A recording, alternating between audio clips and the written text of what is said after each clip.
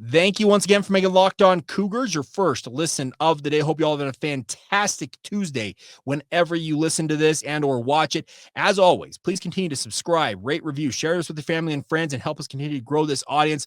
We are having an incredible banner year so far in 2025 and looking forward to making even better as we get closer and closer to the start of the BYU football and obviously the BYU basketball season. That's not that far off.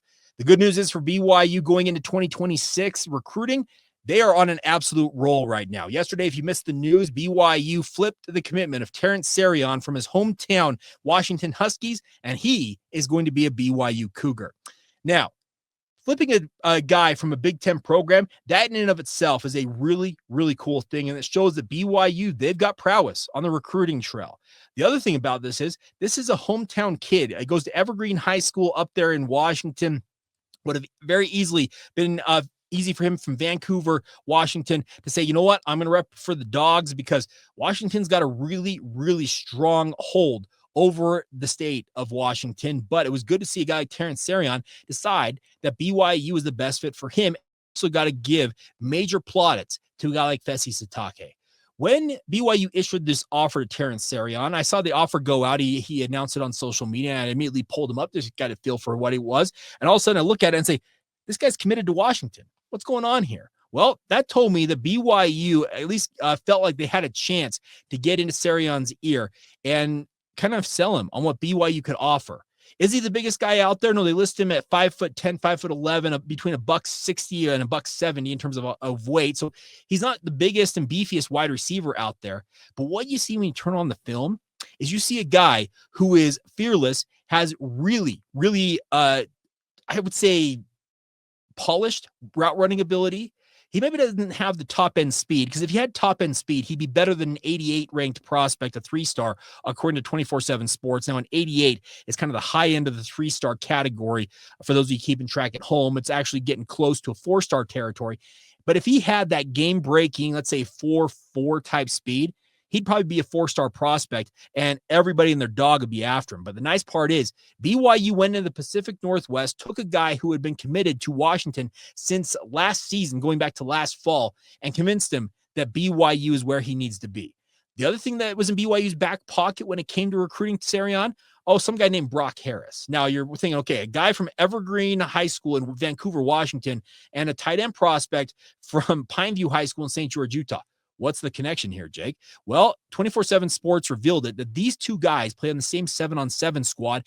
And oh, by the way, their other 7-on-7 teammates are a pair of twins that BYU wants very badly to flip in their own right for another Big Ten program. I'm talking about Keenan and Jaron Pula from Timpview High School. The twins from Timpview, who are really, really high-level defensive back / wide receiver prospects, much like a Terrance Saryon. They all play on the same 7-on-7 squad. So could BYU pull off 3 flips from Big Ten programs on the West Coast and convince them all that they want to be BYU Cougars? That remains to be determined, but one of the 3 is already in, as Terrance Serion announced that he is, as he mentioned, quote, 1,000% committed, unquote. Now, he did flip from Washington, so how soon could he flip from BYU? That will always be a concern here. But I also acknowledge, looking at this is a guy who feels like he's tailor-made for what BYU's offense does for wide receivers. And what that means is he may not be the biggest guy on the field, nor the fastest guy on the field, but what he lacks in the explosive factor and probably the size factor, he makes up for in heart, in effort, and more importantly, with incredible route running ability. One thing that Fesi Sitake, Aaron Roderick, and I think anybody else involved with BYU's offense values are guys who know how to get themselves open.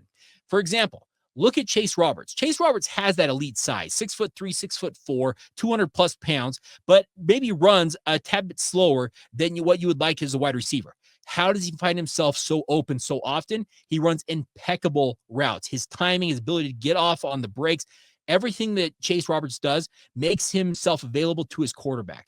That's what I see from a guy like Terrance Serion. Now, the size factor alone indicates that he's more in the mold of a Parker Kingston or harkening a little further back and not too distant pass for BYU, a guy like Aleva Hifo.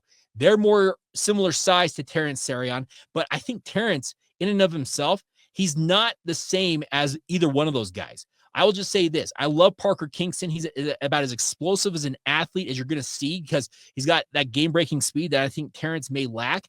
But the one thing is, a guy like Parker came out of Roy High School and had played a bevy of different positions, and maybe wasn't as polished a wide receiver as Terrence Serion already is coming into BYU.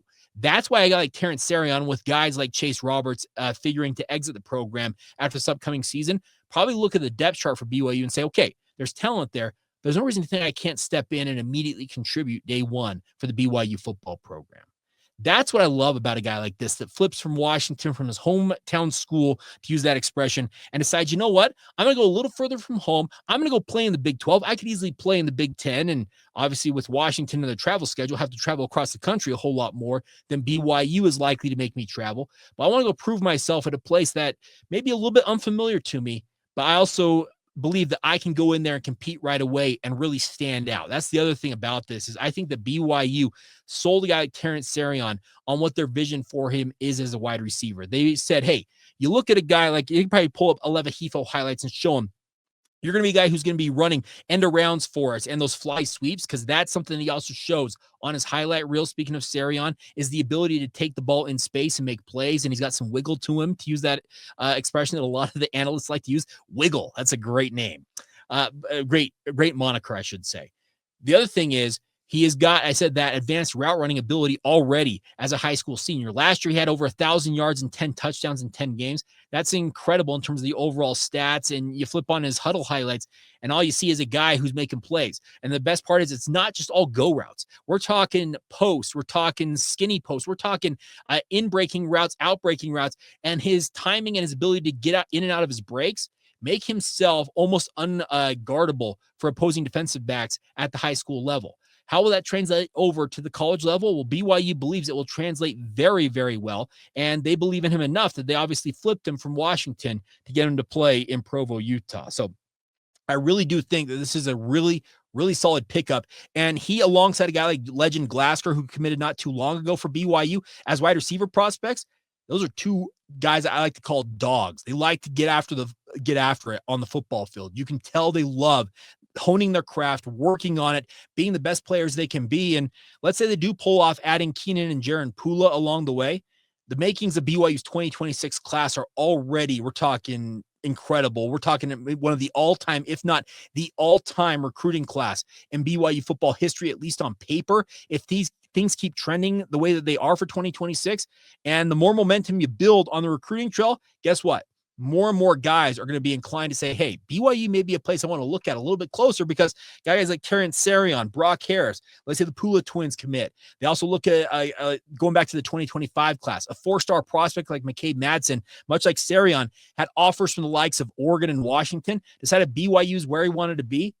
A lot of prospects will look a little closer and say, okay, what has BYU got here that I'm missing out on? And that's a really nice in for BYU to have. And the hope is that these 7-on-7 relationships that Serion and Brock Harris have will continue to pay dividends down the line with the likes of the Pula twins, adding to BYU's already strong 2026 class that still got a long way to go. We haven't even entered June, which could be a pivotal month for BYU, with a number of 4- and 5-star prospects making official visits. They're already off to an incredible start in 2026, and it could get a whole lot brighter as the coming days and weeks progress.